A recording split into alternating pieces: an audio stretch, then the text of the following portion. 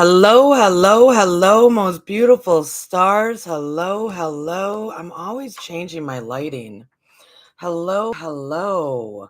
Good, happy Friday night. It's Friday night and the feeling's right. And this is hanging out with Courtney. Yeah, you can ask me anything right now. You can ask me whatever, do whatever. It's Friday. We're in love, right? Yes, yes, yes. And Seeker of Truth is in the chat right now. And beloved Seeker and her husband Neil sent me some edibles from where they are from and their own creation, and they do a great job. I will tell you. So, about 20 minutes ago, probably 10 minutes ago, um, I ate one of their small little cake bites. Actually, I gave a little bit of it to my husband. My poor husband works out in this heat, and so every night when he gets home, he's laying in the bed and the heat is just radiating out of him. It's so horrible and hard on him. So I said, "Here, honey, have some of this cake because I'm not sure if I should have all of the cake because for me, yeah, one of those pieces of cake kind of knocks my socks off. I'm a little bit of a lightweight in my older years. Some people here may or may not know I did get vastly sober, not California sober. So, California sober is I'm not going to do all that other stuff, but I am still going to do weed. That's fine. Do you, California? But mine was sober, sober. And so I am definitely a lightweight now for all those many years of really not doing anything.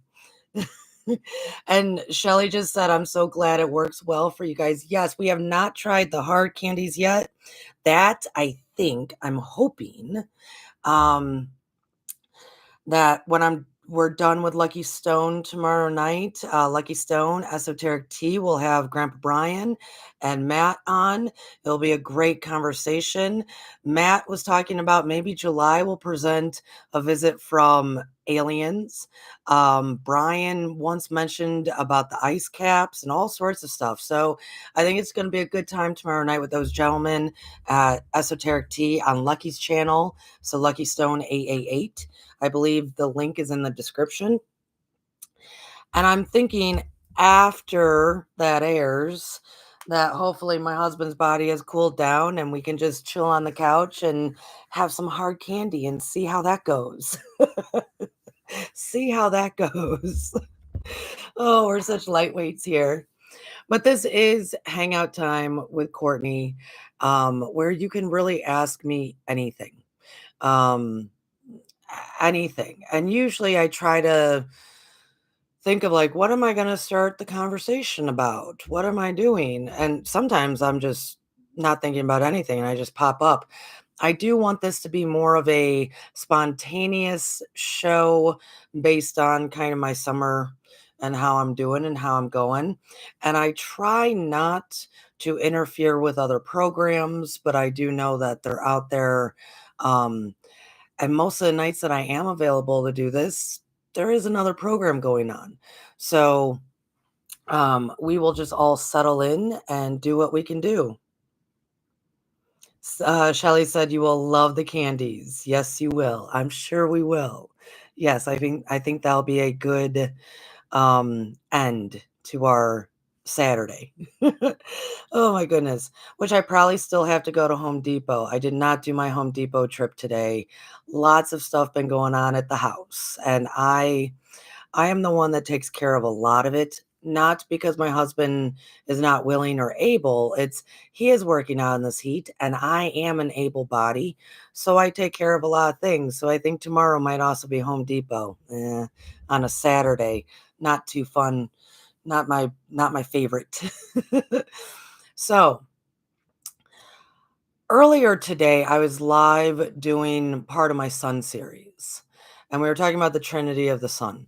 And in that, towards the end, as I was so fired up, I'm always usually fired up in the summer, hence the edibles that are sent to me. Thank you. Appreciate it. Because without those, I'd probably get zero sleep by mid July. I get 0, because I just absorb the sun as we all do, and it keeps me up. But in the live show this morning, I made a comment towards the end of how humans have been the same from like the beginning of time, that humans just were the same. We haven't really changed much. And the argument to that would be, or against that would be, look at all the progress we've made, all of the advancements we've made. We're not cruel to one another. And so my rebuttal to like that argument would be, I'm going to tell a little story here, a personal story. I try to keep it on myself. I try to always keep things on myself, as far as context goes. So maybe you can relate, maybe you can't relate, but it's either way, it's mine and I'm willing to share it. So this was about 2 years ago. I was going through a bunch of, it was just chaos within my family.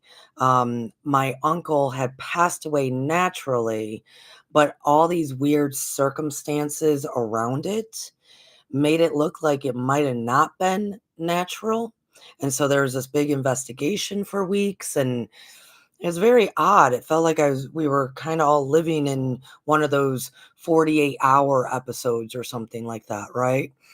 And within that, I had to go stay with my stepdad, who would not be able to make the trip to the funeral. And this is all happening at the holiday season, by the way. This is all my uncle passed away in November. Um, I am traveling to go stay with my stepdad because he was not capable of traveling like that. So my mom could go to the funeral for her brother, what have you. So as I am leaving, and I hosted my first like big Thanksgiving here for friends. I mean, it was just chaotic. Um, as I'm getting ready to try to put my house in order to leave, I was at a grocery store, a local one. It's a small one, and it's the one I frequent at the most. And I was not in the right frame of mind. And something happened, an item got misplaced. I'm in a frenzy. I'm nuts. I'm just nuts, right? I'm nuts. It's been some weeks. And now I have to travel to go watch someone. And truth, as this would not be secret to my family, my stepdad and I, my mother's partner, because I never even referred to him as a stepdad, we did not get along, right? So now I have to go stay with this guy. So my mind was not in a good place. It was just scattered, angry, right. So I'm at the grocery store and some kind of item gets misplaced, what have you. And on my way out, driving past the cashier as she and a friend are leaving to go on break, I scream at her. Now, y'all, I don't do this. I don't even honk my horn, really. Like I don't do anything like that. I just don't do it. I did that day though. I mean, and when I do scream, because of my voice, that is usually calm and and hopefully relaxing to people. If I am screaming, I am not capable of going up in like pitch, like getting higher. I to For people to actually hear me, I have to go lower. It becomes like this. I kind of reference when I scream, it's almost kind of the same as like if my dog is barking at you. My dog is the most gentle being, but if he's barking, you're gonna think that he's gonna tear your face off, which is not the case. It's just that deep bark, that deep scream. So I scream at this poor girl as I'm leaving. Well, this ate away at me because it was so out of my character, not who I am. That girl, I totally sideswiped her with the scream, So it was eating away at me in my mind.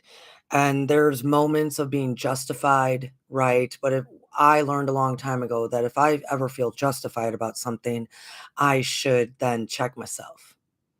Check myself, what's really going on. So a month. So all through the holidays, I still was going into the store, and this poor girl, I'm sure, was still witnessing me, and I'm witnessing her. Nothing is being said. Um, one of the reasons why nothing was said is there were a few girls there, about 3 of them, that kinda all looked the same, and I think it's because they were hiring a family, and so it was like, which one did I actually yell at? I kinda kept not knowing, but then I go back and forth. I also had issues with the manager. Come to find out, all of the employees have issues with this manager. So, I think it was sometime either post holidays, within a month, somewhere around a month, month and a half, what have you. It had been eating away at me almost every day in my own mind. As in, I did that, and I ruined that girl's day. I probably ruined every time she has to go into a shift at work thinking that I might show up, right? Oh, so I'm in there, and it's during the day, not too many people around. She is there, and I'm positive. Like, I've checked enough to be like, I'm sure that's the one. That's the one. Because other ones, they don't really avoid me, but that's the one. I know it's her. So she and the same guy that was leaving with her on the break that day were stocking something. And I walked up to her and I said, "Hey, are you the girl that I yelled at about a month ago from the car?" And she said, "No, no, that wasn't me." And then I could tell by the look on her friend's face that he was trying to be like, "Stop lying. Stop lying." And so I turned to him and I said, "Is she the one that I yelled at? Because you were there." And he said, "Yes, she's the one." And so I turned back to her and I said, "Thank you for telling me." And then I turned back to her and I started saying, "Hey, you did not deserve that day." I said, "I was in an awful place in my mind. A lot was going on, from death to traveling to all sorts of things." And so when I started saying that, then she kind of interrupted and she went, "It's okay. It's okay." And I then interrupted her and said, "No, it's not. I was giving you the reason, but or the why, the reason, but I have zero excuse as to why I screamed at you. I'm an adult and I should have known better, acted better, done better. So that is my why. I was not in a great mental space, but I have zero excuse. I should have done better. You deserve better, and I apologize for my actions." And she just then was like, "It's okay. It's okay." And I said, "Well, I want you to know that it bothered me for the past month. It's bothered me every day. And so if it's bothered you, I am deeply sorry. And I do hope that you forgive. And you did not deserve that in any way, shape, or form." And by saying that, you could see her kind of laying up and like she even wanted to start tearing up. She started tearing up. And then I just said, "I hope you have a good day." You could tell that in my own mind, I knew it. In her mind, she was holding on to it. We were both holding on to an action that I did in harm to another. So when I talk about, and so there you go. All of us do these type of things. Maybe we're not in the right frame of mind in that moment. That's not an excuse, right? That's a reason. That's not an excuse because we're adults. We know better. But it does happen. So then we apologize. We openly admit and state our wrongs and apologize. When I said earlier today that humans have not changed much, and then I referenced the emotional aspect of humans, that is what I'm talking about right there. Because even though we don't enslave anyone physically anymore, even though we don't, you know, have an eye for an eye anymore, those little actions are the same equivalent because all is energy. So, in that action that I did, I enslaved my own mind and I enslaved hers. We have not changed that much. We can, we can, we can admit our wrongs. We can check ourselves. We can acknowledge that when we feel justified or we have a bunch of excuses, that that's rubbish because we're adults, hopefully mature adults. So we can change. I'm not saying that's not possible. I'm saying that just because it doesn't look the same anymore, just because we quote unquote have become progressive, those little interactions, because all is energy and it filters through everything, we're pretty much doing the same stuff all the time, all the time. So that was my little I was thinking about that today, probably because I said it earlier. And this is your beloved time that if you come in, you can ask me any questions you want. So come on through to the chat. Right now, we only have Seeker here. I do believe a lot of people are not receiving my notifications. There's been many people that I've witnessed are not receiving my notifications, and they're telling me so. So, if you ever do hear this or see this, double check that you rung my bell because I know notifications are not going through. Hence why Seeker, bless you my dear, thank you for being here, is probably the only one in the chat. So this is the time though to ask any questions. And I've also noticed that people that used to be subbed to me are now resubbing to me. Don't know how that fell off. So if you are like you stumble upon me and you're like, "Oh, wow, yeah, I haven't seen Courtney in a while. Where's she been?" I've been here. I've been here. I have. So please subscribe, ring my bell, get those notifications, especially for moments like this.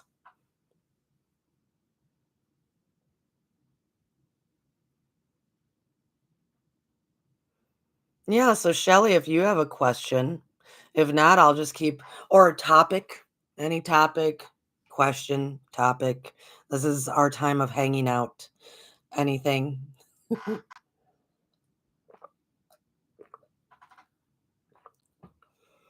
That is what I meant earlier, though. Sometimes I get into my rants and I get into my very passionate dialogue, and I don't explain things fully, right? Because I'm just so passionate, I'm just talking. But that is what I meant about people have not changed so much.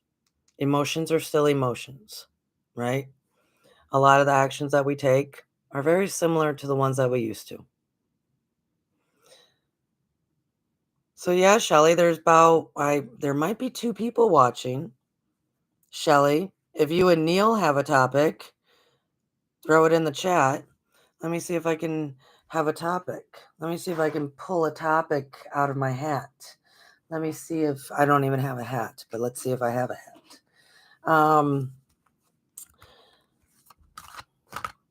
Shelly said, I'm thinking. I know, me too. Shelly must have had some cake as well. Oh, and Big Dad standing tall. Thank you, Neil. Neil's here.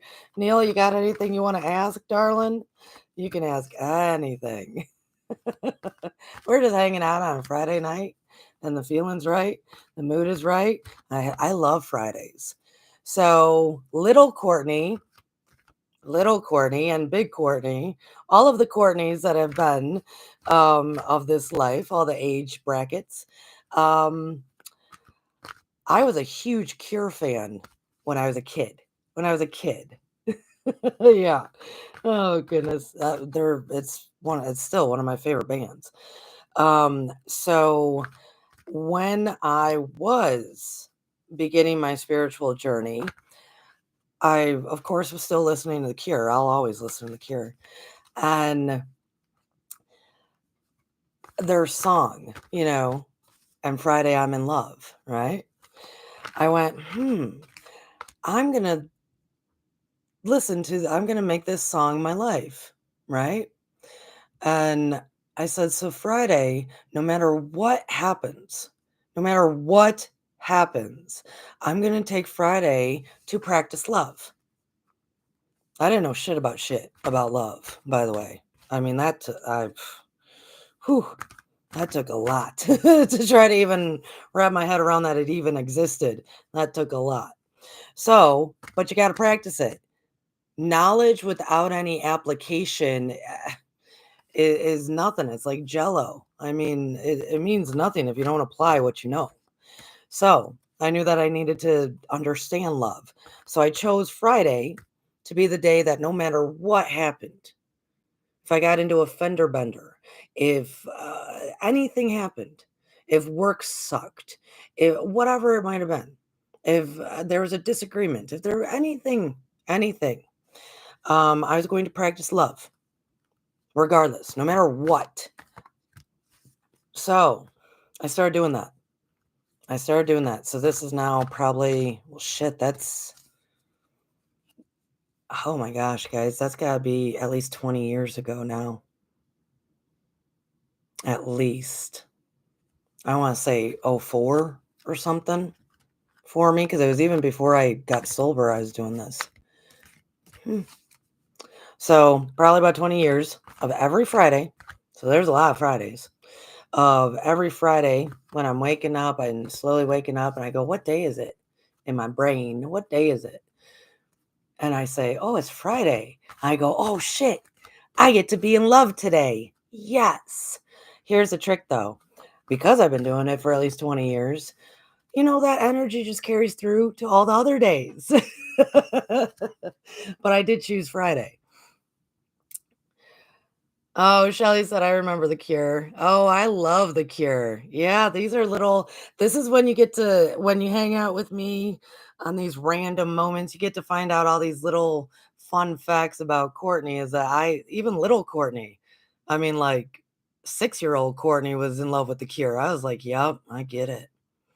I get it. Oh my goodness.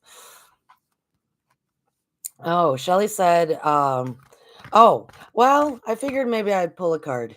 Yeah, Shelly was asking, are we pulling cards? She can see that I'm using my hands and fumbling around all over the place. Oh, shit. Shelly does have a question.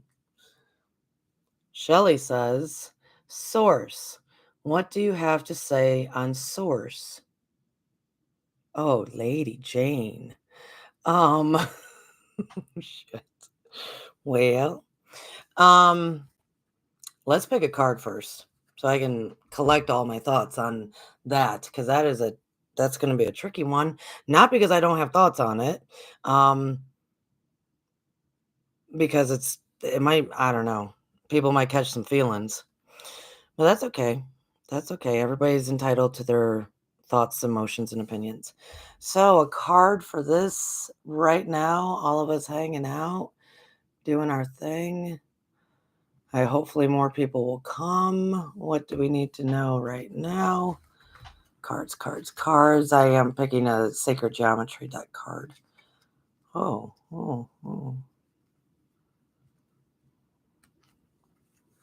This guy. Ah, shit. Okay.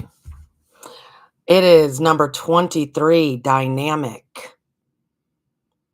The frequency of dynamic supports our ability to harmonize between layers and aspects of different origin and frequency. It helps us to put together a reality that is made up of many different elements, both familiar and completely new, with ease, grace, and great joy. Uh, with the question that Shelley just asked, no wonder this came out. This is an amazing card. If you look up at the screen, dynamic, this is an absolute amazing card. I'm trying to remove the glare. There we go. This card, oh my goodness, folks. It is dynamic. Just the picture, just the sacred geometry of this is dynamic. So Shelley wants to know, what do I have to say about source? Oh, jeez. That's a big one. That's a real big one. All right. Oh, and Shelley pulled discernment card. Okay. And emergence. Okay, cool. Because Shelley has the same deck. That's great. So everybody use discernment when I start talking about my take on source. So I don't even know where to start. First of all, I do want to say that my thoughts come from I would say three streams of awareness of some sort. Either through the knowledge, right? Of I do read and take in a great amount of material. I always have. I read differently than others. Um, Two, from just my memory, just my personal memory of my soul's journey. And three, logic and reason, right? So that would be my soup of, if I'm going to present this information, that's where it's coming from. So it is mine. It is my opinion. So, yes, have yourself some discernment and have your own opinions. Everybody can. So, Neil just said first source and center. And center. Oh, Big Dad Standing Tall said source is a good universal center. Interesting. See? Interesting. So, I am going to, when I speak about this, I'm going to be in reference to what I believe the majority, when they are referring to source, which is interesting because that is the hardest thing for anyone to identify within themselves, right? But we use that term so much, source, to reference um this kind of godhead or creator or energy, grand energy, the first energy, what have you. So people use it a lot. I also know a lot of people, and this is what's fascinating, a lot of people use it in reference to grouping, like they'll group their guides and angels and all these positive entities together that they might communicate with or they're inspired by, what have you, and they refer to source communicating through them. There's also this concept of, a heaven and hell in a way. And so the source creator energy must be coming from heaven. I'm giving all these different examples. Um, or source is what is the original, all the original, which most people would refer to the original as either God the Father, Grand Architect, the Creator, right? You hear Creator and Source used um, kind of simultaneously, flipping back and forth between those two. So, um, hmm, What is source? For me personally, the only beings, or I would say, theological school of thought, what have you, belief system, structure of some sort that has even remotely come close to the understanding or the concept of source, um, would be the Buddhist, like the Tibetan Buddhist. That when you gain such an enlightenment, when you pass, you become a part of pure energy that flows throughout all things, right? I'm not going to so much go into Buddhism, but they're the only ones that I kind of feel that have obtained it in a way. So before I go into source, I have to explain that for me, it's interesting because we talk about this thing called the universe, with the cosmos, the universe, all the planets, us within it, other entities within it. We talk about all these things. In most people talk about how, in kind of reference of the the singular universe, when there are multiple, multiple, it's almost countless, universes that also have Earths and other planets and entities and peoples and what have you. Many, many, many. And that's not even just including the parallel worlds attached to the one in the particular that we're talking about. So within one like block of system, right, is our universe that has multiple dimensions to it. And then there's a whole nother universe that has also multiple dimensions to it. This is a very, very large, huge system of operation. And it's kind of, you can, if you need a visual, think of it like it is like building blocks in a way. Each block is its own universe, its own cosmos, its own set, but within that also has multiple dimensions attached to it.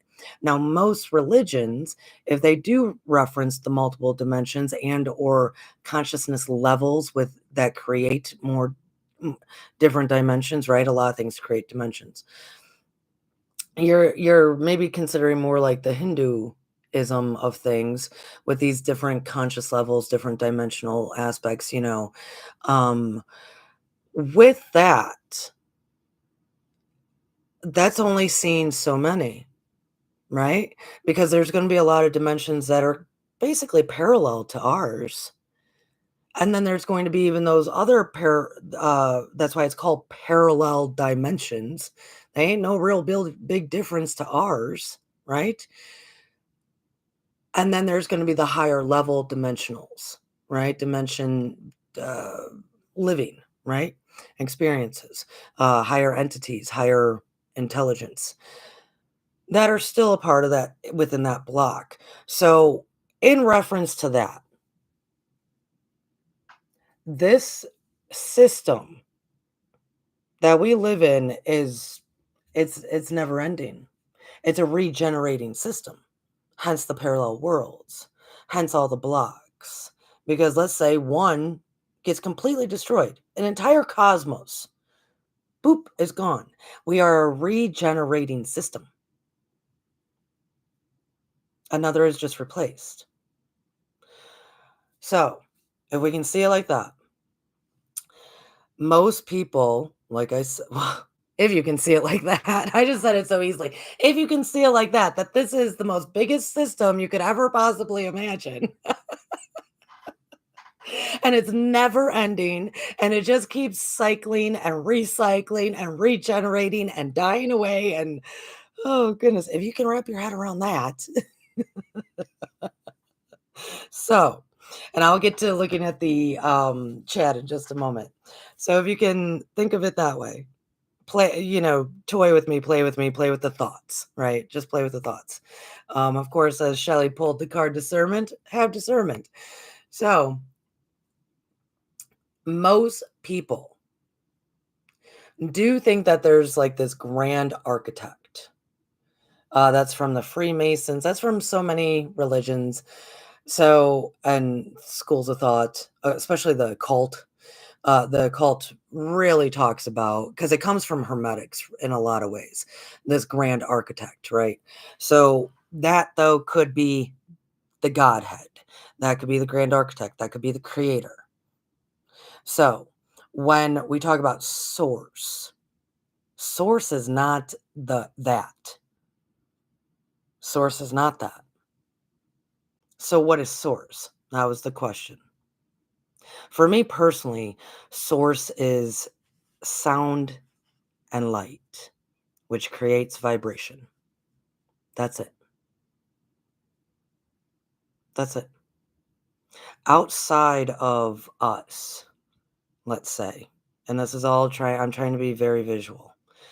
Beyond God creator, beyond the great void,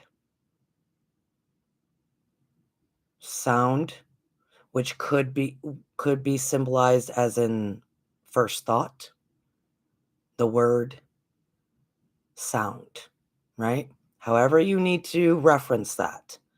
Light, because it doesn't matter if it's the Big Bang theory, if it is creation theory, it does not matter. It does all say that light penetrated into the void and boom, there we are. Sound in reference to thought, word, what have you, sound. It could just be sound, right? Sound is also amazing. Sound and light, because sound creates the vibrations, right? We know this. We're intelligent enough. We know enough that sound creates the vibration. But there's nothing that will ever witness the vibration without light. And it takes witnessing,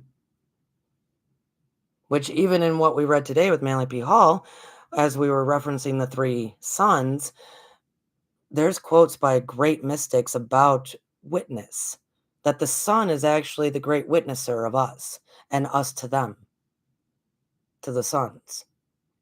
And that's humans. So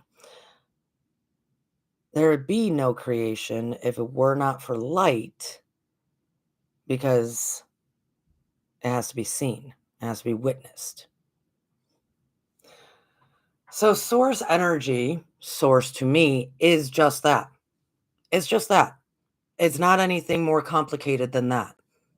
Sound, which equals vibration, and light. That's it. That is why I reference, creating form out of the formless, because all we really need to do is make our eyes different, make our perceptions different, because that energy is all around.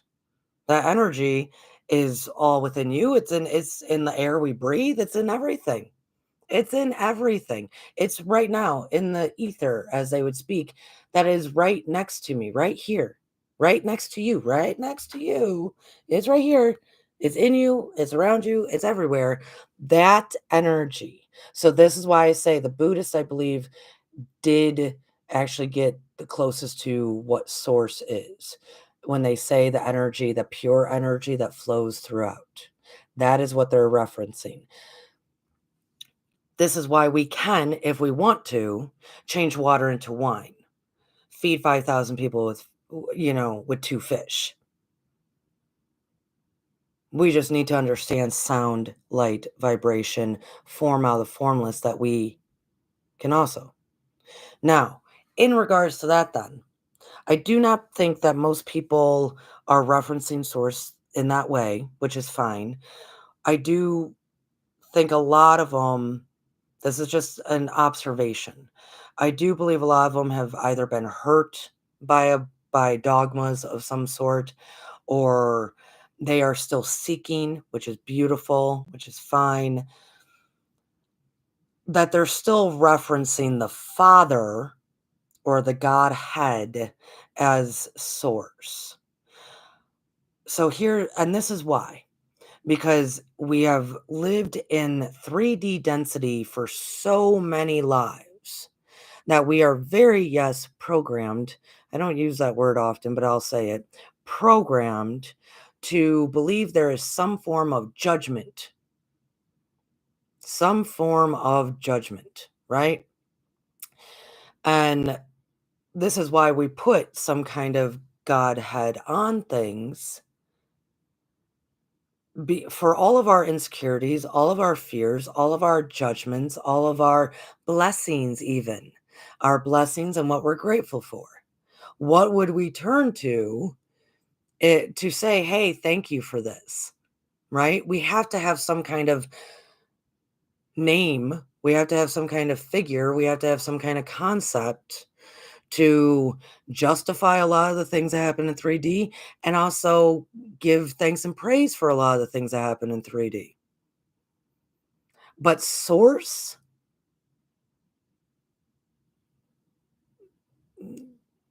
that has nothing to do with any of it. We are a self-generating system. Self-generating.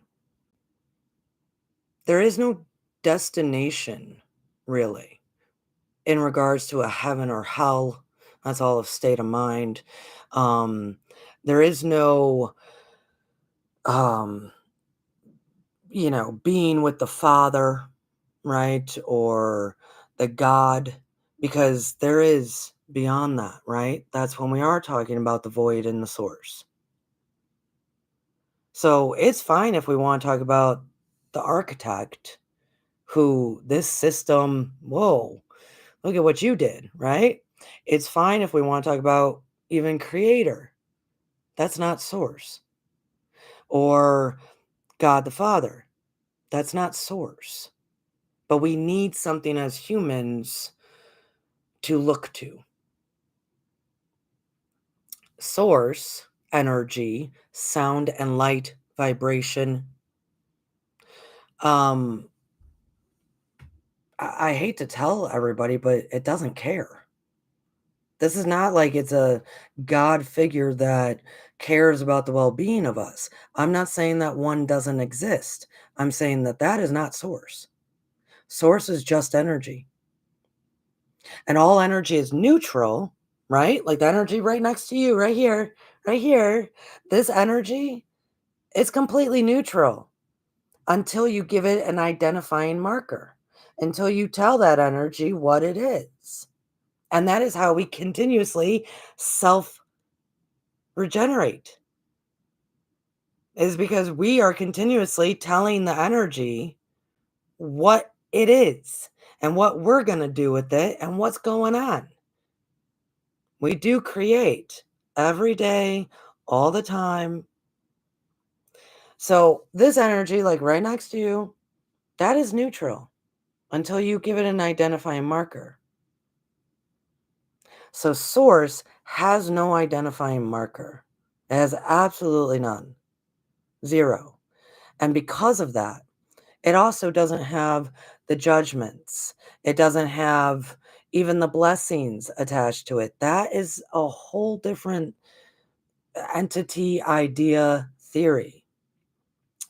So why sometimes thoughts like this might be disturbing to people is that there is no destination. There is no destination. Because let's say, okay, you obtain higher consciousness, which is great. Free yourself from 3D, which is wonderful. But let's say you keep going, and you're probably already that higher being, anyways, right? Let's say you keep going and you keep going, and you're living in these higher dimensional consciousness, or you are a part of the galactic system and you return back home. Okay, so you're living out parts there. Okay, same story. There's stuff probably happening there. You'll probably come back and then you'll go do this. And then maybe you'll jump into another dimension. Maybe you'll try a whole different block of universes, right? We're not going anywhere, is my point. We're not going anywhere. There is no, you die, your soul is free, and you end up in this lawfully clouded heaven sphere, and then you're just there for out in eternity. That's not that's not no. No, there is no when I say there's no destination, there's no destination in that way. Now, that is why I do say the Buddhists, more the Tibetan Buddhists, they did have more of the right theory of like, you know what? I don't even want to be an entity. I don't even want to be an entity. I just want to go back to that ethereal energy that just flows everywhere. Now, right on for them for thinking that way. That's awesome because that's freeing yourself all from all of that stuff. Because we tend to think as humans that higher is better. Higher is better. Well, that's just a form of judgment in itself. Because, okay, let's say you are living in the ninth dimension. You're living in the ninth dimension. You could even be ninth dimensional consciousness living here in this body of form. Those are the masters, by the way. You could be doing that. You're still not going to get out of this system of the whole that is infinite and always moving. Energy don't stop. Always moving, always regenerating, always growing, always changing, always morphing. You're not escaping the system, is what I'm telling you. So, can you have different experiences? Yes, all over the place. You can have different experiences, but we tend to try to think that there's this one place that if we could just achieve getting there, that eternity would be blissful. That place is actually has the potentiality of that place within you is everywhere, is all the time. It's freely present. It takes new eyes to see it, but it's not an actual thing for as far as destination goes. And the reason I'm talking about that is because a lot of people associate God the Father and or even source to that concept, or you're closer to source with the higher consciousness that you have. Not really. You just understand the operating system more so. That's it. So, I'm sorry if this was a little discouraging. I'm not trying to be discouraging about it. It's this is the most magnificent system. You can do whatever the hell you want. It's amazing. We don't acknowledge that because we're still living in 3D consciousness living experience. Whew. But further further you can. You can. So, if I were to put that into a nutshell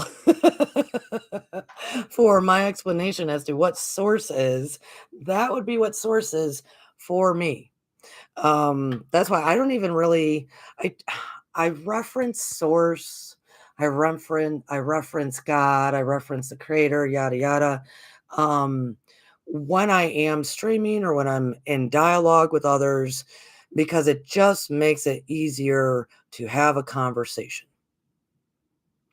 But I don't source is not interested in me and I'm not really interested in source because I am source. It's the same energy.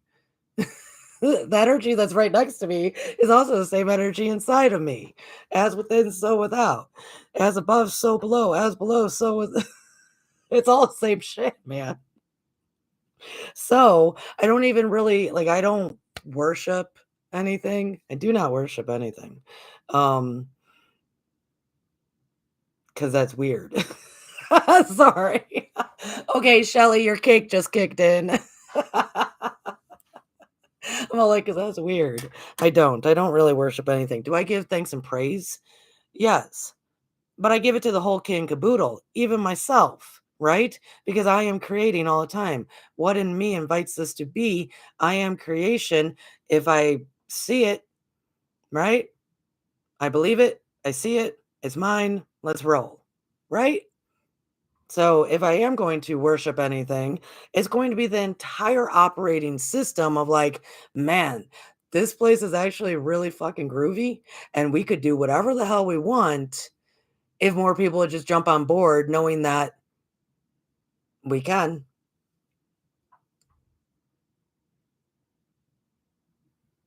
Oh yeah, Big Dad Standing Tall and Neil just said nothing requires worship. If it does, it's not a good thing. I agree, brother. I agree. I totally agree, brother. Oh, Jacob just came in. Jacob, this is hanging out with me. Ask me any questions. Shelly just asked about my opinions about source, which so that was a long rant. That took up damn near the whole hour. So, Jacob, if you have any questions, throw them at me. I Shelly, how do you feel about what I said?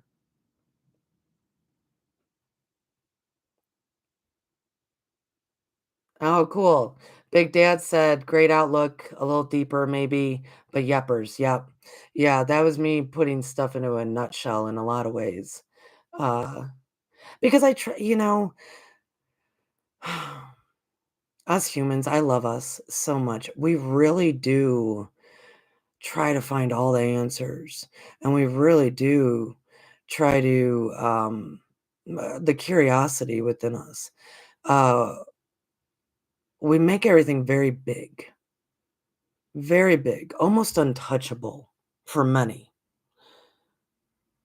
because it's so big. And we tend to tell ourselves we have to wrap our mind around the entirety of it before we can even start applying it. And I'm not talking about you, Neil. I'm just saying the majority of us, we do that. And we do that for quite a while when that is not needed. We do not need to make things complicated. This is an operating system that is self generating and it is all based on your mental manifestations. Period. We do not need to make anything complicated. But yet we do. Yet we do. Yet we do. And so, like I said, when I first started talking about this, this is not just like, oh, my random high opinions. This is from a great deal of study, logic and reason, and my own memory of who I am and where I'm from, all of it.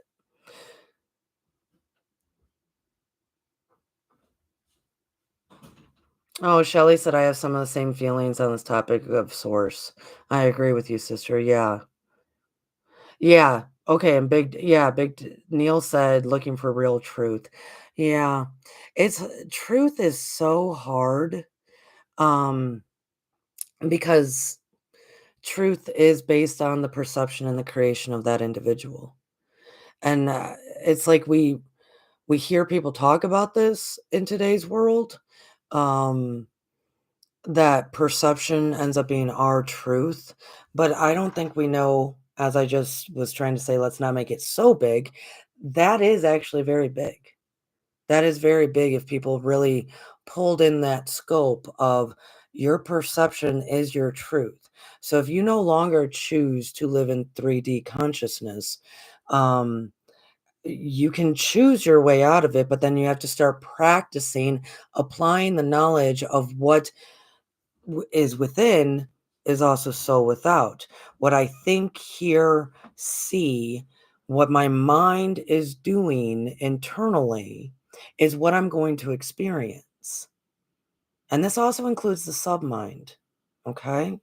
So if we can possibly wrap our mind about around that, then truth is so fluid. Truth is There's somewhat no such thing because it's always going to be shifting and changing from this perspective of the individual. And then all the individuals create this collective. But all everybody's going to see that one particular quote unquote truth differently.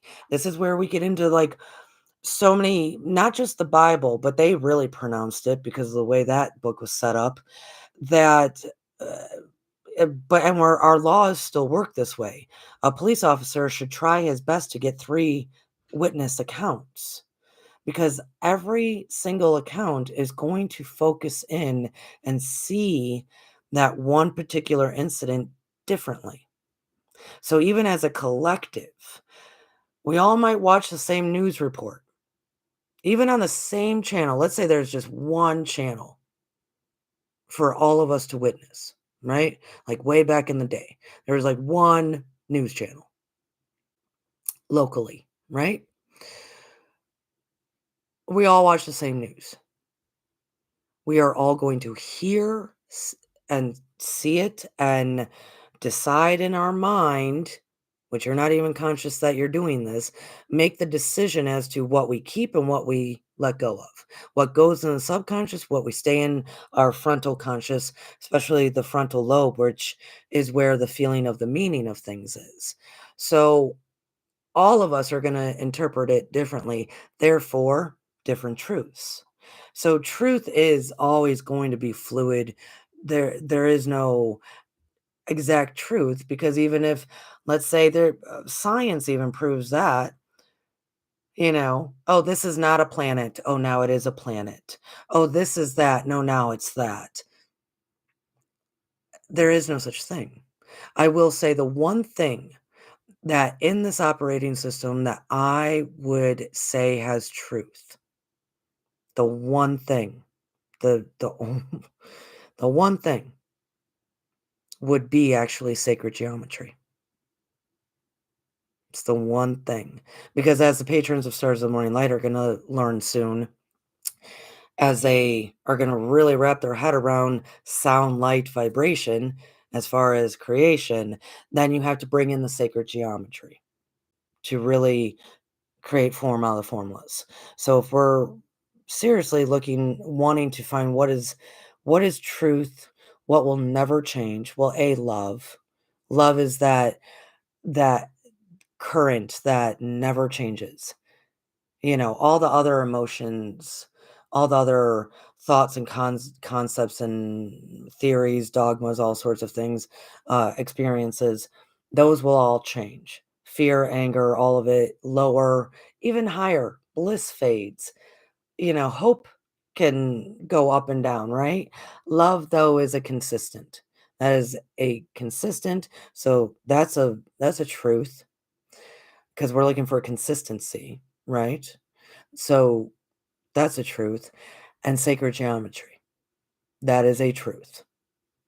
That is how everything actually comes into form. So, and that goes for throughout the entire system. Sacred geometry is throughout the entire system of all the different universes. So that would be my opinion on what is the only thing that will ever be actually true is love and sacred geometry. Because sacred geometry is within the creation. So, yeah. Yeah. So Jacob, if you have a question too. Oh, and Chloe showed up. Oh my goodness. Hello, my dear. Yeah, Chloe, you were at A7. That's cool. I was trying not to interfere with their episodes. So I started at like 10. Um, but I also know that people are not getting my notifications, so it's good to see you, Chloe, my dear. I'm looking to see, and you can ask any question. Chloe, uh, if you re-listen, this was all about talking about source and whatnot. So, um, I'm just looking at the chat, folks. Yeah, it's hard at times. Yeah. Yeah, Chloe. Yeah. No, you are a beautiful, loyal human to yeah, sweetheart. We're groovy. We're cool. It's Friday. I'm in love. Oh, Mary Wins. Good to see you, my dear. And it's interesting because if people came in, well, shoot, Shelly's cake just kicked in like a minute ago. So I'm sure I can keep going for a little while longer. So this is if you have any questions. So Good to see you, Mary Wins. Good to see you, Chloe. Good to see you, Jacob. Good to see you, Seeker. I'm just kind of scrolling through the chat real quick. Always good to see you, Neil. Big Dad Standing. I like having men in the chat. It's good to have men around. Tomorrow night on Lucky Stone 888 at 8 p.m. Eastern Standard Time. Um, there's gonna be a ton of men. There's gonna be Lucky. There's gonna be Grandpa Brian 420. There's gonna be Big Matt, and then little old me trying to keep up. It'll probably be a good conversation. So come on through at 8 p.m. Eastern Standard Time at Lucky Stone 888. Oh, Shelley at some point said, I know you have studied a lot, sister. That's why I value your opinion. Oh, thank you, sweetheart. You know, yeah, I have. I have. Sometimes I wish it's like, man, I wish I could just take one really big test and then I'd be like, here's your doctorate. Instead of having to pay all the money and take all these arbitrary classes. You could just take this really big test. And it's like, oh, cool. I have my doctorate now. I have a sheet of paper that tells people that I do know. I do sometimes wish that were a thing. Um, but that's just because people like their papers, their sheets, their diplomas and their certificates and this and that. I don't really see a need for it other than it is what humans are used to identifying whatnot with. We have so much paperwork in this world. That's a part of the judgment, by the way.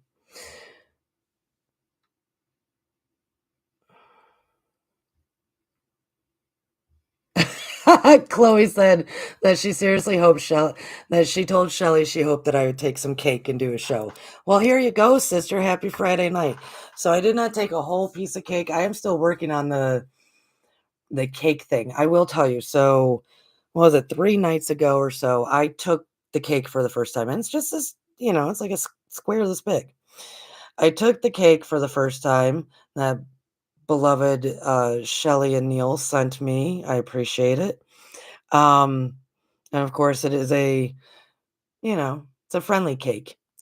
So that night, though, oh my goodness, it messed me up. Just one, guys, it messed me up. But I also am thinking it's because I had been trying to use stuff to get to sleep and take other stuff and do this and do that. And yes, my melatonin, whatever. I had been trying, but I had not gotten any sleep. So I take this cake for the first time a few nights ago. I am messed up, y'all. I am on the couch, bloodshot eyes, like damn near not even being able to make words. I think I got that messed up because of the lack of sleep. And what was beautiful, guess what happened that night? I knocked out so hard, slept without dreams, without even any kind of disturbances. It was as if I was in the void, just all the great darkness, sealing out all the ness that happens. That it's like I must have passed out, and when I woke up at like 9:30 in the morning, which is not my normal, I was so refreshed. But when I first took that cake, I went, "Oh my god, I'm gonna this shit's I can't be doing all this." So tonight, instead of taking a whole I took the majority. I took 3/4 of it, and I gave a fourth to my husband as he is unwinding after work. So, yes, I am on the cake. I am on the cake, and it's good. Oh, Shelly, my husband, when I put it in his mouth, like, "Here, I'm not sure about taking a whole." Like, 3/4 is gonna make that big difference of the fourth. I whatever. Courtney logic, whatever. And I gave it to him. Shelly, he was like, "Ooh, this tastes really good." So he also very much loves the taste. So right on, sister. Chloe said, "Oh, it's powerful." Yeah. Yeah, I did. I knocked out and I needed it. So You know, it's interesting. I'm working in the garden this morning, and maybe I'm going to remind people of this as well. I'm clearing away all the dead, right? Like my plants are thriving and they're doing good, what have you, but that happens, right? You got to clean it away because you don't want life that's growing great, to be around death, right? And we don't want death that is clearly dead to kind of start sucking any of the nutrients and water and whatnot from what is alive. So, as we know with plants, we cut the dead away. I do want to say, as I'm doing this, I am reminded that there are a lot of people out there that might not understand that concept of life, human life, should not hang out with the dead for too long. So think of us as we are plants. We really are in a lot of way. We need water and sunlight to live, right? To live the longest, right? We need water and sunlight. That's what they need. And then our food would be those nutrients that we get from the soil and whatnot, right? We're the same because we are of this earth. But there's a lot of people out there that, and the poor unfortunate, I adore these people, and I've had many in my life. The natural mediums that since birth, since being a child, they don't know any different of having a bunch of dead disembodied beings around.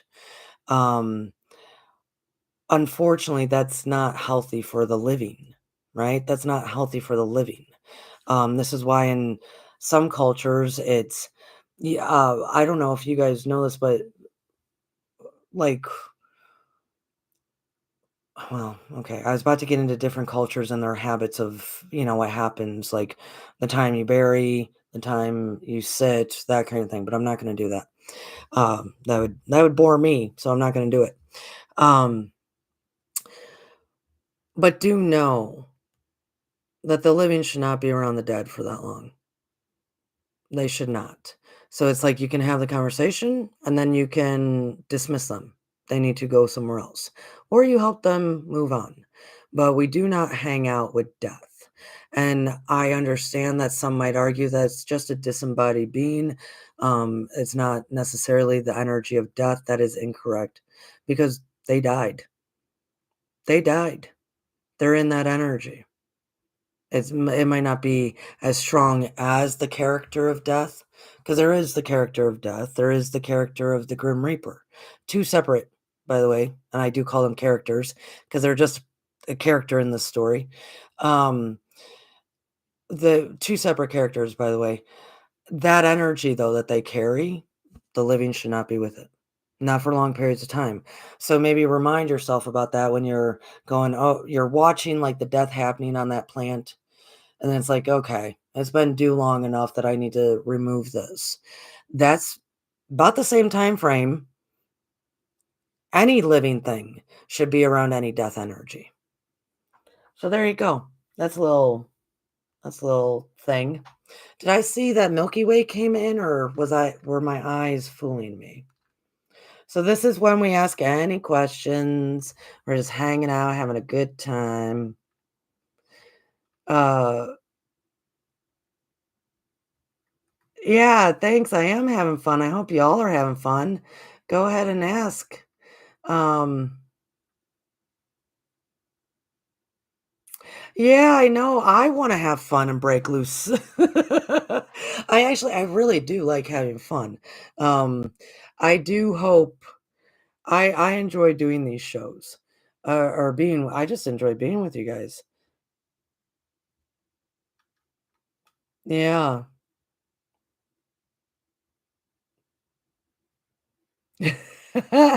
Neil and Shelly are having their cake too. Nice.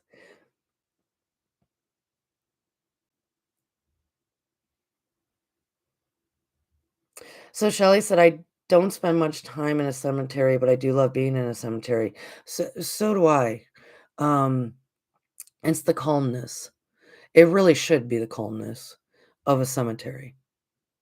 And cemeteries, definitely invokes self-reflection within us humans because it emphasizes that this is not forever until we come again, right?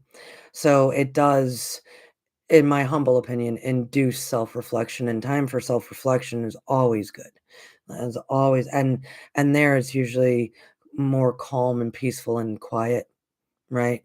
Silence is one of the most valuable things. I mean, how are you to know what you want to create unless you're in the silence first, right? If we're going to use sound and light, the vibration to create, well, that all originated in the void. The void to us is silence for establishing, choosing what we want to create.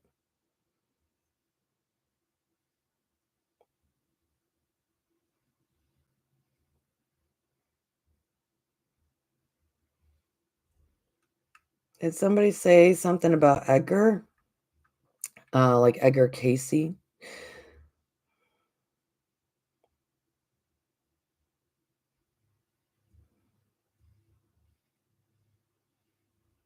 Oh, Jacob is pretty cool.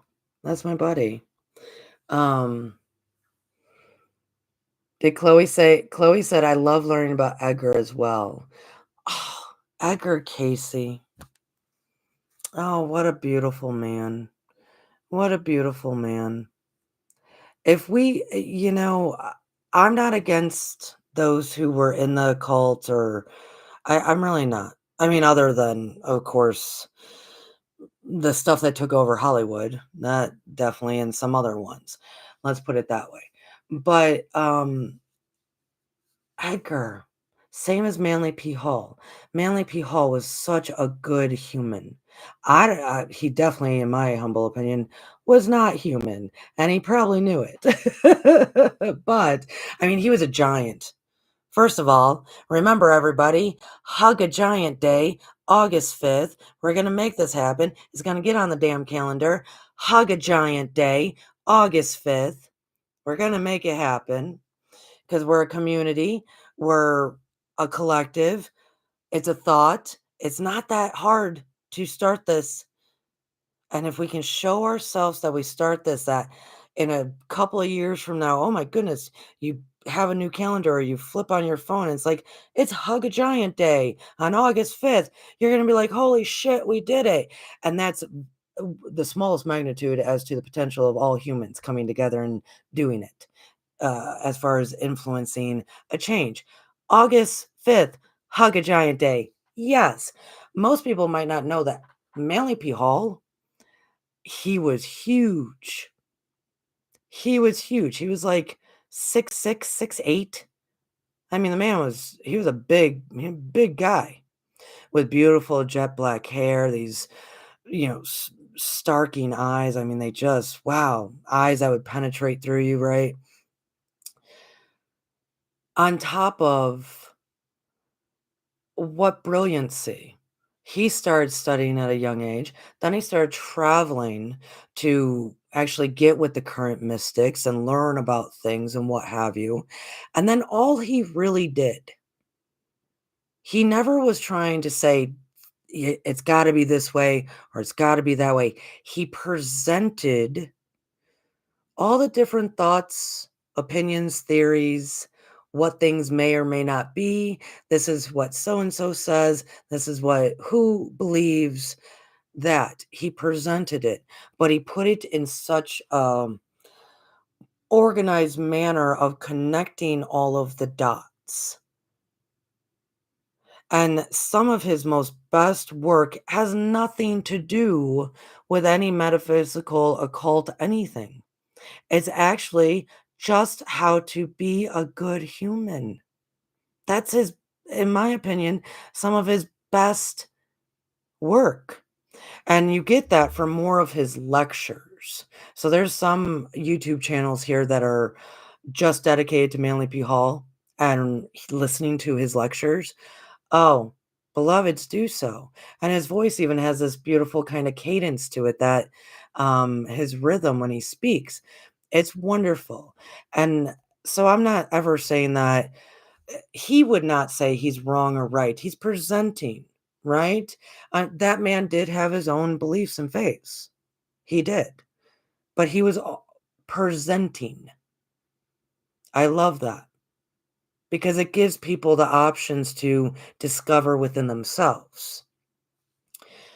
Brilliant. Brilliant man. Now, Edgar, on the other hand, Edgar, what a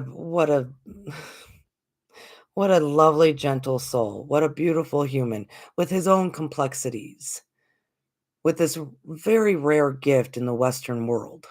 Very, very rare. He was never debunked. He was never considered disingenuine.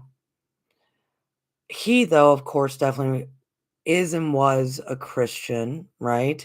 His thoughts, he really had to go through his own journey within his own faith, especially when Akashic readings started to reveal things like Arcturians and Atlantis and all these things, right?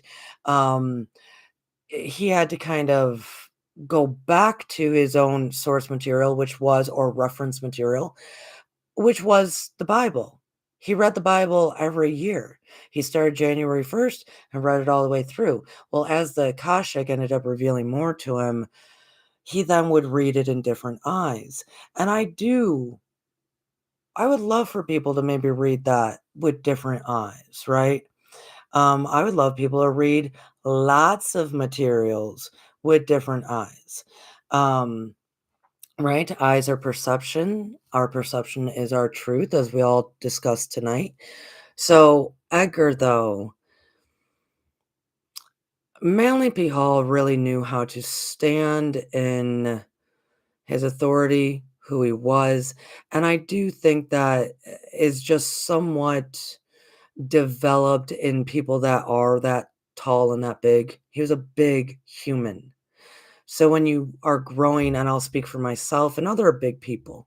So my dad was big. My dad was 6'4" and massive. And through at least the early 80s, because he was so big, he was a construction worker. He was a concrete laborer.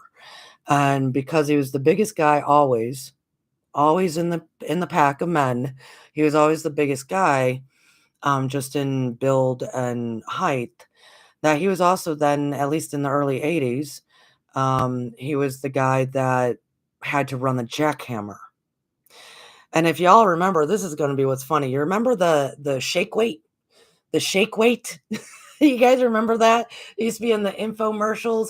"Oh, man, look at the muscles we're gonna have with this shake weight." Do you know what that is? That is just a small version of a jackhammer, right? Because 'Cause they'd be like, "Shake weight, shake weight." Remember this? Maybe you don't. For though Oh, Jacob, you definitely wouldn't remember. I don't think you were born yet, darling. It's okay. It's an old workout thing that people would get. So, that's just a small version of jackhammer. So my dad, when he would be doing the jackhammering a lot, um, he also then got very big muscular. Muscular, because yeah, holding a machine like that and it's just shaking your muscles and you having to hold your muscles tight for long periods of time, jackhammering concrete, yeah, you're gonna get muscles. So, he was a very big man, and it was by the time I was 3 years old, um, let's say I'm walking with around with my mom in the store, or I'm still in I'm sitting in the buggy, the cart. Um, People would walk up to me, or no, actually, I gotta reverse this.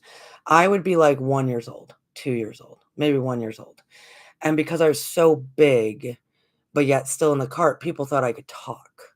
So strangers would come up and go, "Oh," and start talking to me and expect me to talk, and I'd be like, "Baby, gaga, no words, hey." I'm not into babies like that. I don't know what they do. They're cute as shit, but I don't know what they do. Um, and then everybody would turn to my mom and go, "Oh, we're so sorry. We're so sorry," because my size made me look that I was gonna be way older, so they all thought that I was mentally disabled. So then they would turn to my mom and go, "I'm so sorry. I'm so sorry." By the time I was 3 years old, my dad couldn't even continue to pick me up. I grew so fast and I was so big. So the point of this story is going back to Manly P. Hall. My father would tell me this growing up, knowing that I was going to be a big human, right? So while growing up, he would tell me, Courtney, you have to stand up straight. You do not slouch. I don't slouch at the dinner table. You don't slouch when you're walking.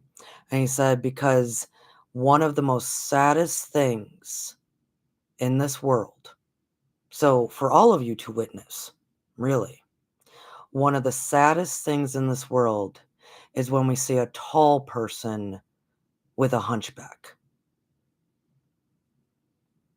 And I'd be like, okay, okay.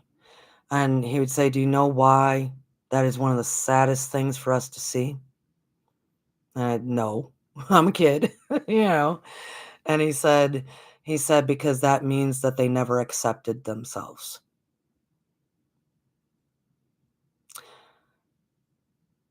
So when you're growing up big, like Manly P. Hall was, that man was at least, I think, 6'7", somewhere between 6'6" and 6'8". He was a big guy.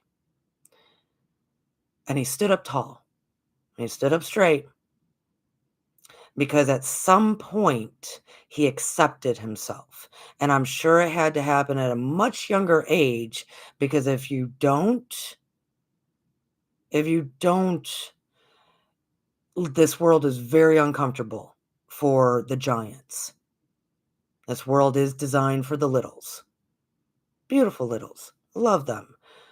This world is not designed, right? So you're kind of forced into accepting yourself at a much younger age. Opposed to, let's take an Edgar Casey, who was standard. I think he was about 5'9". I think he was about 5'9" in height. And I'm not saying that height really should matter here, but it does. When you're the biggest kid in every grade, I was the biggest kid, not just female, biggest kid in every single class. You have to stand inside of that and accept yourself in it because there ain't shit you can do about it. And when we see that a tall person didn't do that, we immediately know that.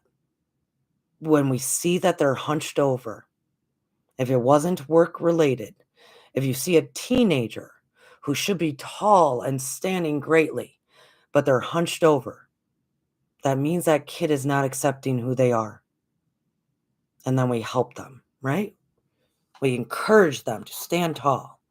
And we say, August 5th is Hug a Giant Day. Yes, everybody's got a day. Everybody's got a day. The Giants deserve a day too. So Manly P. Hall, giant, beautiful Edgar Casey, about 5'9". His acceptance of himself in who he is and what he does and how he keeps his relations and his faith, all sorts of things, his belief structure, in his experience, continuously was questioned, continuously.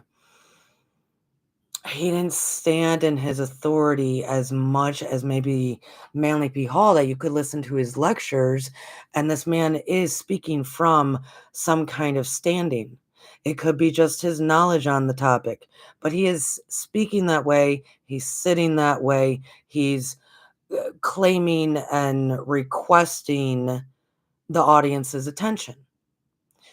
Opposed to Edgar, who was much more gentle, much more with the flow, that beautiful Pisces swimming, much more in his own experience of life, very complex and difficult at times because of that lack of that full self-acceptance at a much younger age.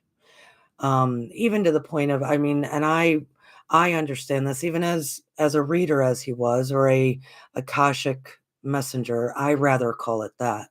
Um, after he would always want to double know, did this help?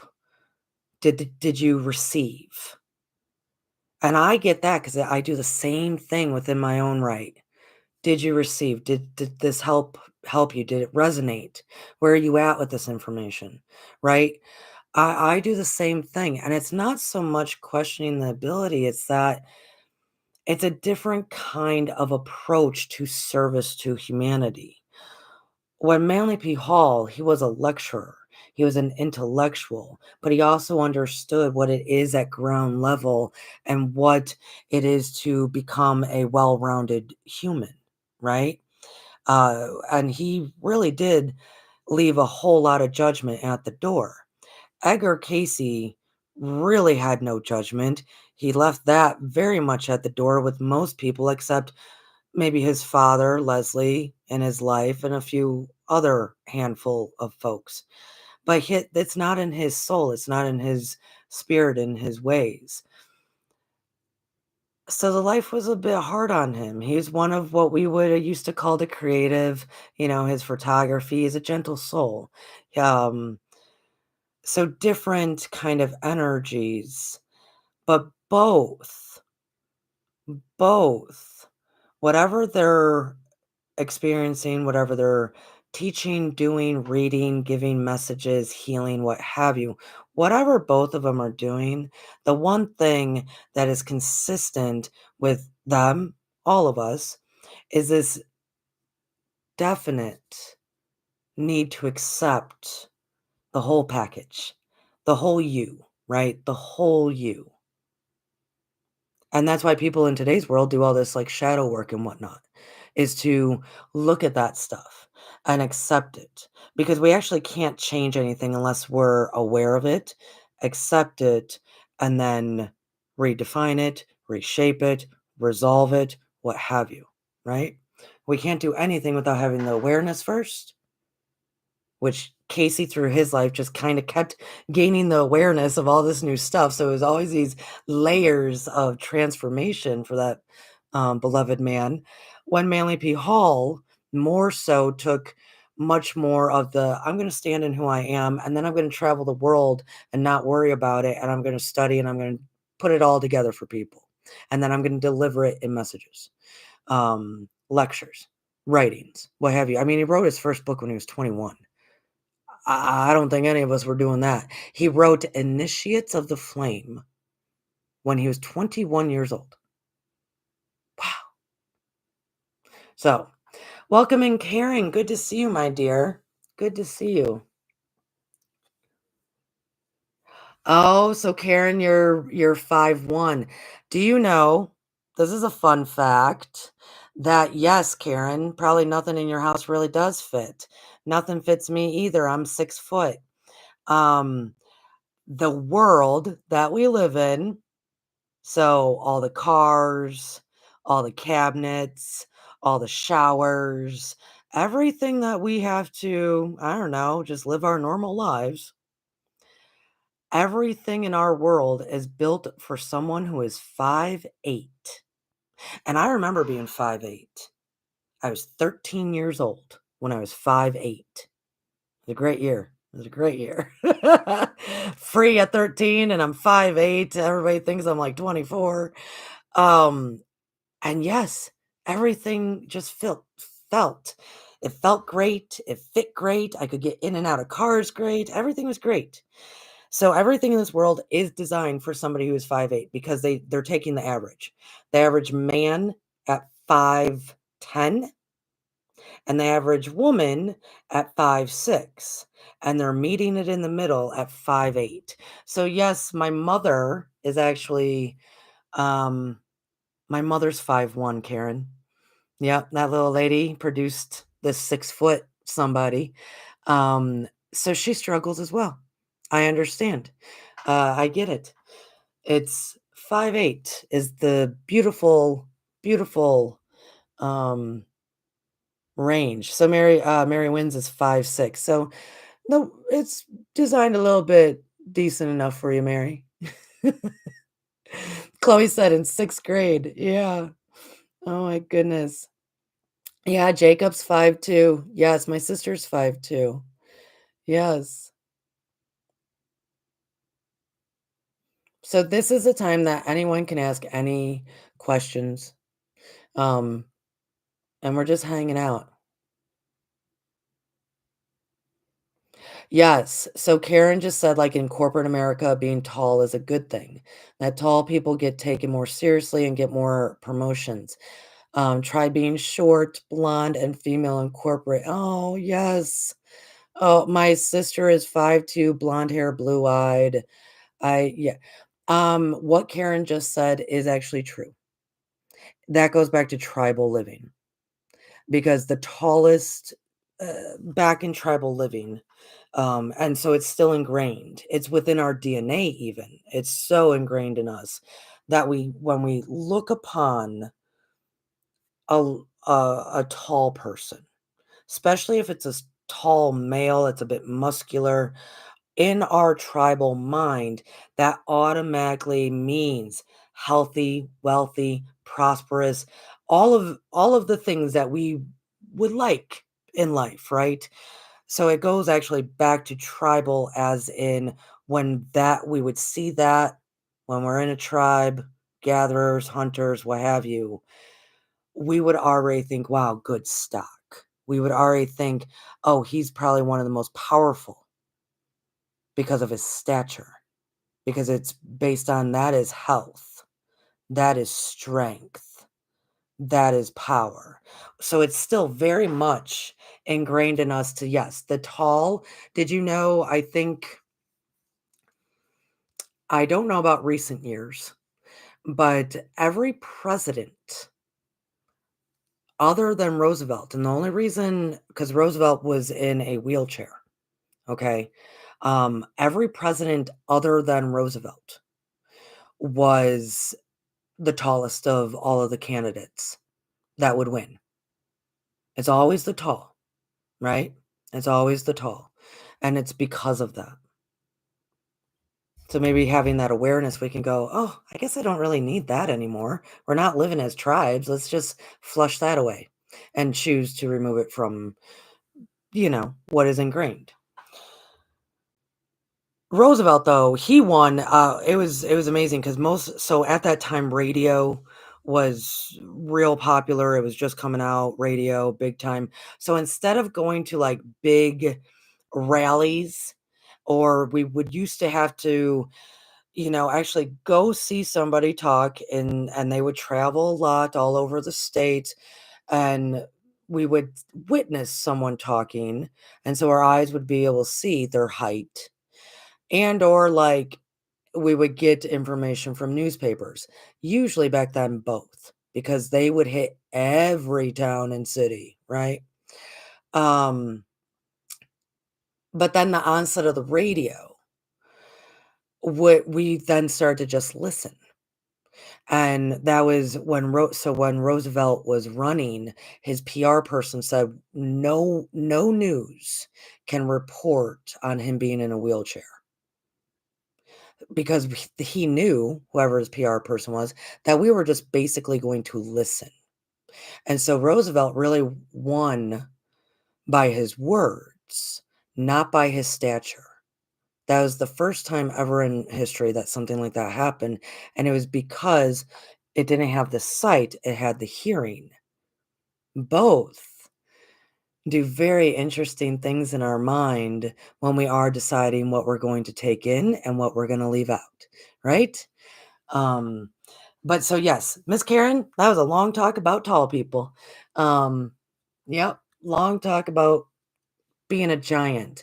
The reason why um I'm trying to make we are trying to make August 5th Hug a Giant Day is because here at Stars of Morning Light, we do go through ancient stories, different tales.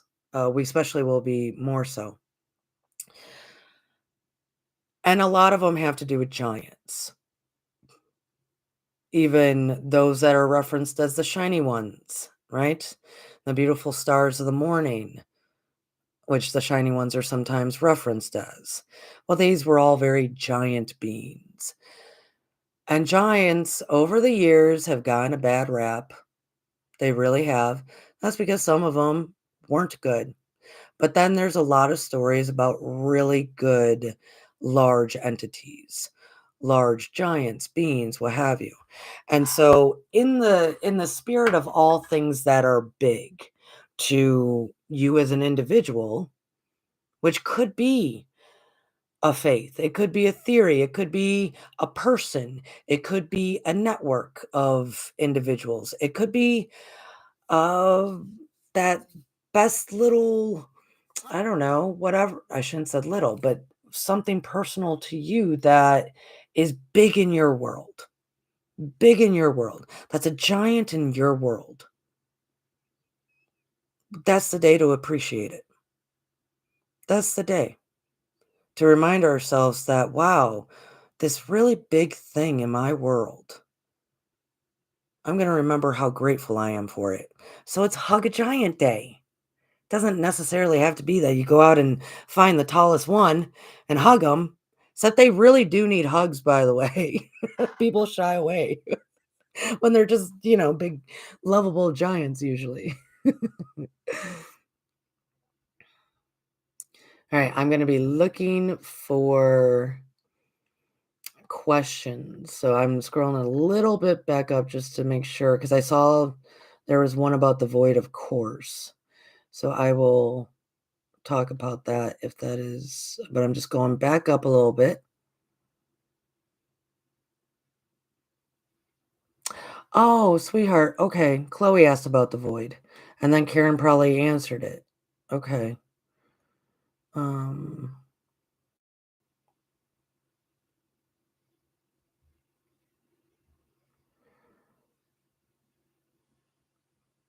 can I talk briefly about the void, of course, which Karen's correct. So, Chloe, yes. In reference to the moon, the void, of course, is when she's transitioning from one zodiac sign to another. Now, like in my moon manifesting class, I this section when I'm talking about this stuff, I call it, you know, that our beloved mother moon likes. She couch hops. She couch hops. She never stays in one location for too long, right? She's hopping around the different zodiac signs.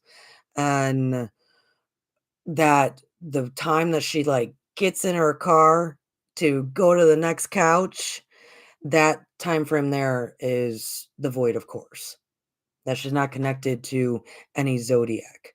And what's interesting is many, many moons ago, even into my early ages, the void, of course, would sometimes only be a few minutes. I mean, it would be so small, 2 minutes, 3 minutes, that now the void, of course, that I've got to witness since probably well, 97.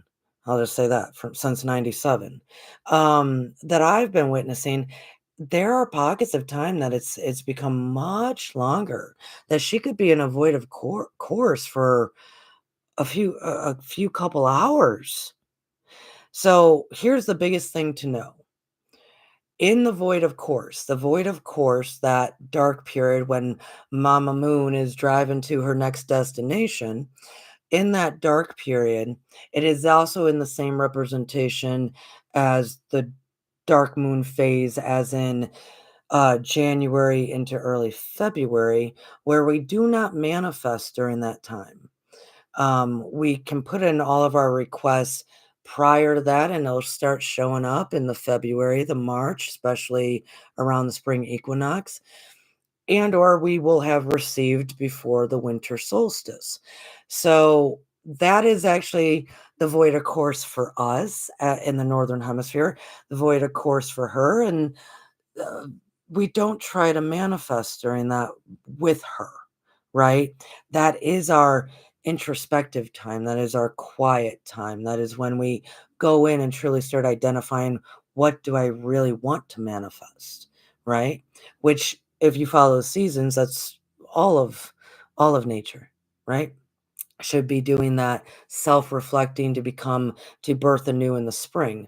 So the void, of course, that could even just be a few minutes, or now it's wild. It could be a few hours.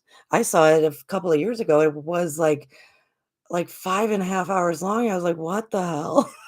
I'd never seen that. Anyways, um, so in that time, we don't try to manifest, right? We're not trying to manifest anything, but that's what that represents. That's what that represents. There's always multiple parts to one thing. The the main the main is the void, of course, represents that time the moon is traveling from one zodiac to the other, as Karen said.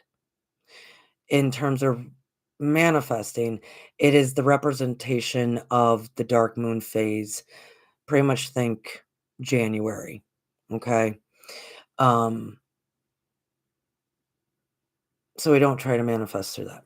There you go. That's my take on the void, of course. I love working with the moon. She's wonderful. You want to talk about all his energy. That this is why you work with the moon, by the way. Not to worship the moon, not to all this stuff. As far as energy for us to reflect and receive from, release and receive, reflect and receive, for us to work with, we got the sun and we got the moon. Can you get any better than that? Can you get any better? The moon is there for us to manifest our dreams and identify our dreams through the feminine aspect within. And the sun is there for us to make those dreams happen because it is probably going to take a little bit of muscle power now, isn't it? But yet, and still, both of them are the most powerful energy sources that we can develop a relationship with in order to benefit ourselves and others, right? My goodness, they're lovely. They're absolutely lovely. So if you don't have a relationship with the sun and the moon, I say just start talking to them every morning. Say, "Good morning, sun. Good morning, sun." Every day, right? Because it's there. And in the night, say, "Hi, mom. Hi, Mother Moon. How are you doing? This is what my day was. Can I talk to you for a minute?" Build a relationship. In the morning with the sun, say, "Good morning, sun. Hello, sun." And then you can say, "So what are we doing today? How are we gonna be productive? How are we gonna serve?" And then the night, you get to tell the feminine aspect all the crazy shit that happened. And you can trust that if you're venting, if you're releasing to the moon, she can hold it. She's not gonna release that energy out into the ether as if you were on the phone with your best friend and venting. No, we give that stuff to the moon, she'll hold it. She cares, definitely. Chloe has a question, Court. Chloe.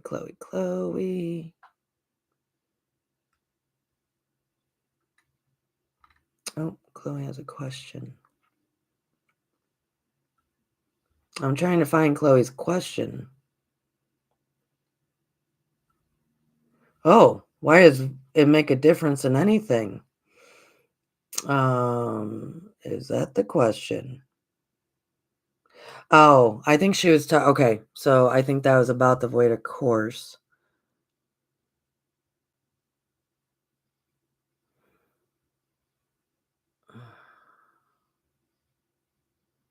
I'm looking for the question.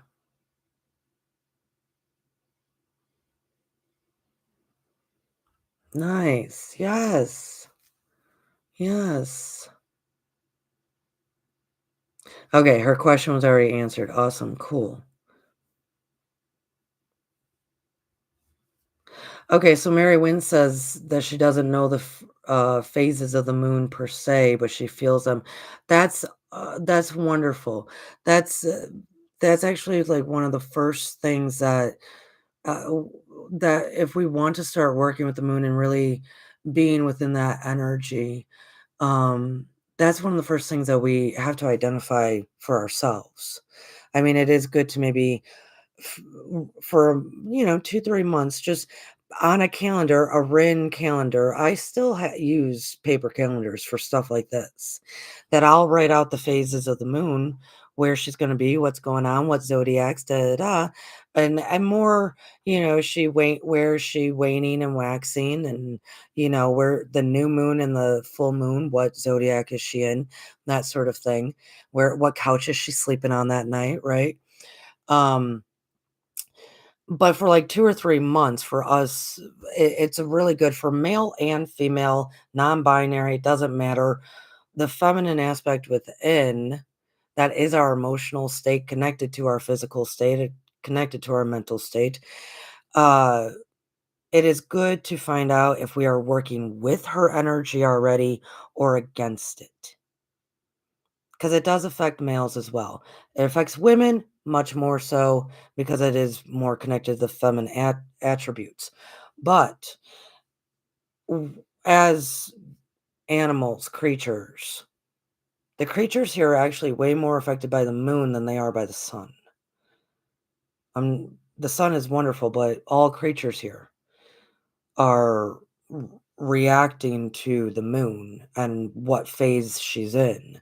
So, to start that relationship, even, is good to identify that if what Mary Wynn says, that she knows that she's in the flow of that energy, right? Is it new moon? Is it waning, waxing, full? What's going on, right? Oh, and here's another little tidbit. The void, of course, is also a representation for that it's just this little baby time period from w- before the new moon starts. The new moon has a void of course before it always. This is actually all of the same of creation as well. Same as your life pattern, not just every 28 days or 30, what have you. It is the life pattern, like human life pattern. There, 30, 30 is just a representation of, well, it's 333. I mean, shit. Shelly, your cake kicked in, darling. Your cake kicked in. So those who might have came in late, beautiful seeker of truth 2 sent me some edibles. And so I was about to start just blah blah blah blah blah. I love you all, dear. Thank you for hanging out with me. So when we do the new moon though stuff, like when we want to talk to the new moon, and communicate with her, um, which is great. Uh, do know that there's a void of course right before that that most people miss. And she's not going to be hearing you if you're in the void of course. She's driving, she's getting to her next destination. She's got to focus on what she's doing, right? Um, so we do oftentimes have to pay attention to what time does the new moon start just after that. And what's kind of awesome about us here over in the Western part of the world is we don't often need to worry about this because that moon starts over yonder across the pond. Um, that we don't worry much about this. But those who are wanting to take this like hardcore serious, I want to start learning to work with the moon, which I do have that course. It's online. You can just get it. Reach out, starsofmorninglight at gmail.com, or go to Patreon. Oh, it's right there on Patreon. You can purchase it off of Patreon. It's 8 videos and 25 pages of PDF material for working with the moon. So for those who want to get a bit more serious about it, know that there's a void, of course, right before the new moon that we have to be aware of if you are that person that really wants to do some kind of more of a ritual aspect of it. There's a lot of people that like doing the rituals, and so they need to know the exact times of things. So if you're that kind of person, do know when she's in the void, of course, before the new moon, please. That's all I'm going to put out there. So that course though is on Stars of the Morning Light on Patreon. I think I even have it tagged that it's right there at the beginning that you can just purchase it there. I think it's 33 bucks. There you go on my threes. There's a lot of threes in the material. Threes. Um so you can if you're interested in that.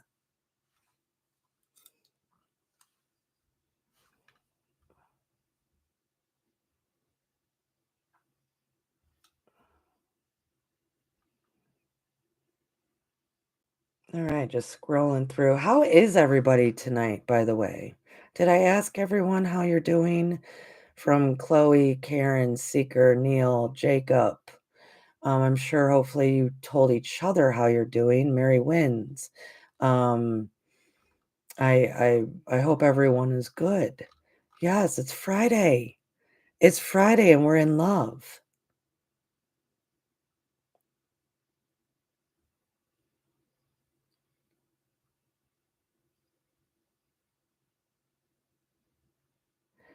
Ah, oh, interesting. That's actually maybe a interesting thought, Chloe. Chloe was saying how the moon phase is being different from when I was a kid. Um, and when I was talking about that just then, she was like, "So call me crazy, but I feel like I'm on a different timeline." Um, I wonder, Miss Chloe, that could have something to do with the longevity now of the time frame between of the void of course, because it's interesting that science has already proven, spiritualists for thousands of years would talk about the acceleration of time, which we are in. We're in the acceleration of time. We're in the acceleration of consciousness. It's beautiful. But and that's why I always wonder, it's like, how are we accelerating in time, but yet the void of courses are becoming longer? It's kind of the opposite. But it might have something to do with Chloe just mentioning perhaps because she's saying she was feeling like a different timeline. I wonder if that might have something to do with it. I do not have an answer right now. Just wondering, as we all do.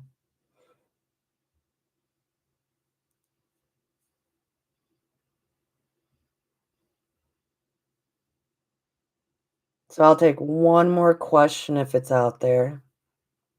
One more question.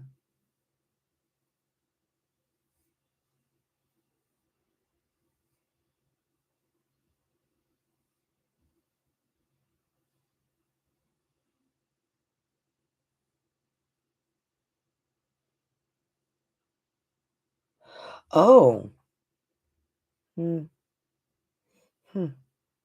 Not so much questions. Interesting comments, though. This has been fun. I'll take one more question and or I'll think of one more little tidbit. Let's read our card as everybody's kind of number 23, dynamic. The frequency of dynamic supports our ability to harmonize between layers and aspects of different origin and frequency. It helps us to put together a reality that is made up of many different elements, both familiar and completely new, with ease, grace, and great joy. Dynamic. Dynamic. Look at that. Look at that lovely triangle pyramid there. That is so magical. With the points, with the orbs at the points. Oh, if any patrons are listening, we're going to be using this sacred geometry a lot when we actually get into the telepathic aspect. Right now, we use the bottom points for manifesting. This is the top one that we use when we are sending all that positive energy out and crossing streams and connecting streams. Um, so that here's the sacred geometry. That is a little shout out to the patrons of Stars of the Morning Light. I teach there twice a month. That moon manifesting course actually is a part of the curriculum they received. You can subscribe for just $5 a month, and you get all the teachings I have ever been. And I think we've been doing Patreon now for over 2 years or something like that. There's a lot of curriculum there, a lot of classes, a lot of good stuff. So the link is in the bio, or if you're just used to patreon.com, it is Stars of the Morning Light.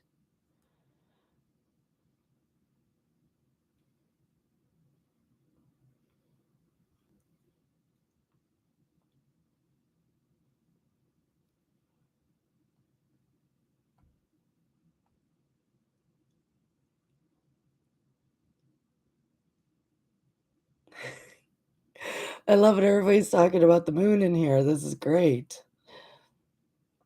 This is great. Okay, I love it. Mary Wynn's brought up the theory that I believe that was in the 50s, early 60s, and I cannot remember his name right now, who really saw the moon as a hologram. I love that. Or when science, it was what, in the late 60s, that it's like, and then we hit the moon and it was hollow, and but it made this sound. It was like a bell. It was like ringing a bell. We hit the moon and then it was ringing like a bell. I love it. I love it. I love it. It's so fun. This is also fun. Um, okay. So I'm not laughing at you, Mary Wins. I just so anyways, so there's this big concept of like the moon is hollow. The moon is a hologram. The moon is a energy space station. The moon actually doesn't exist, right? Kind of like hologram, but yet it's controlling so much of what happens here on the earth. So who's actually controlling this big electrical field, right? Um what I know of the moon, this is just me speaking personally. I don't think it's a hologram. Here's the thing, well, originally we had 2 moons, and there's actually many ancient stories that talk more about 2 moons opposed to multiple suns. 2 moons has been in many a stories. And I actually anyways, 2 moons. And even when you look at all the other planets that hang out in the neighborhood, many of them have 2 moons. So first of all, I do believe there was a partner to the one that we have now, right? I do believe so. From ancient stories to what we can just see in the night sky of now, logic and reason would be like, huh, we had a partner. We had 2 moons, right? So therefore the balance is off then here, right? If the energy from the moon controls so much of the magnetic energy here, hence the waves of the ocean, hence all of us creatures, right? The water index, all of it, right? If one is capable of doing that, I bet you the balance counterpart to that, if missing, that means why things are a little haywire here in the grand scope of things. So I do think there were 2. In regards to that, I do not think it's a hologram. I do not think that it's hollow inside. I think the best way to describe energy that would be inside of the moon, to put into terms that maybe some of us uh, to put it into terms that we would understand somewhat based on what we know of today, I want to say that the inside is more um, water plasma, water plasma, um, which is what can shift and change and create such an electrical field that it's affecting the water here. So, yes, did we hear a bell vibration ish? Well, that's because it's not full of water. If it's full of water, that water doesn't move, it's stagnant. So I think they did hit, and the air pocket went back out. I do believe that it's plasma is not the right word, water is not the right word. Try to mix them together and get a beautiful it is actually the waters of creation in lots of ways. Um, Substance like that. Um, uh, this is not even when they there's a lot that people can talk about it because some people might say it's dark matter inside, right? I'd rather people say that there's dark matter inside of it than say something different. I would even accept that. Anyways, um, as my humble opinion, um, so the moon is its own energy. It's its own energy. Definitely. Um, I just think its counterpart that made things smoother for even us no longer is here. So yeah, when you hit it, it might vibrate oddly. We might think it's a hologram. We might see rings around it. We might even see like, is there more than one? There is only one right now. Uh, But that could be a shadow memory. That could be the moon is crying and missing its partner. Who knows? Um, but it is definitely an energetic um being of some kind.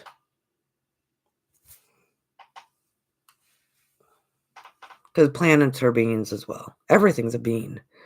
Blade of grass is a being.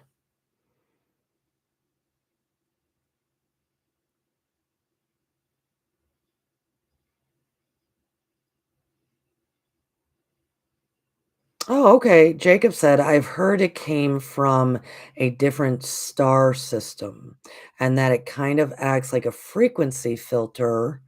Oop, frequency filter of energy that comes into the earth fields. I can dig that, Jacob. I can roll with that. I can totally roll with that because I can wherever you heard that from, I can see where they're coming from with it. I can totally dig that, yeah.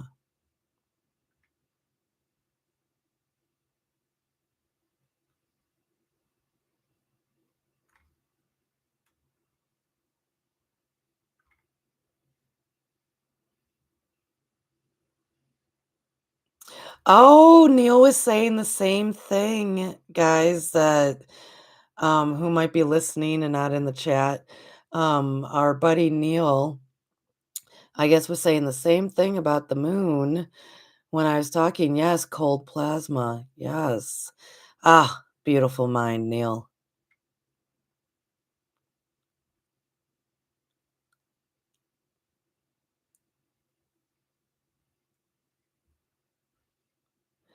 Yeah, okay. Well, beloveds, it's midnight here. It's midnight. So, this was a good time. This was a lovely time. And if you came in later, thank you. I appreciate you.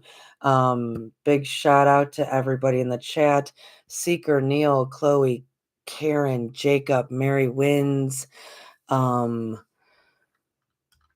everybody who came through. Happy weekend. Happy Friday. Miss Chloe, did I say Chloe? I hope I said Chloe. Have a good weekend, everybody. And for those who might catch this later, remember, subscribe, leave a comment below, and hit my bell, folks, because I don't think people are getting notified. It's becoming an issue. And people that I know also that had been subscribed to me, all of a sudden I get notices that they have subscribed again, meaning somehow the computer washed them off my channel, and then they chose to come back. So thank you, those who have chose to subscribe. Hit that notification, please, because it will let you know when I'm going to be doing shows like this and hanging out with everybody. So thanks, guys. Happy Friday night. This was cool. Yeah. Have fun, guys.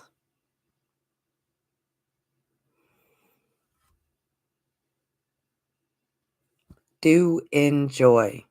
Please do enjoy. Give this a thumbs up, and I'll catch y'all later. Thanks for being in the chat. Good night, everybody. Yes, sweet dreams.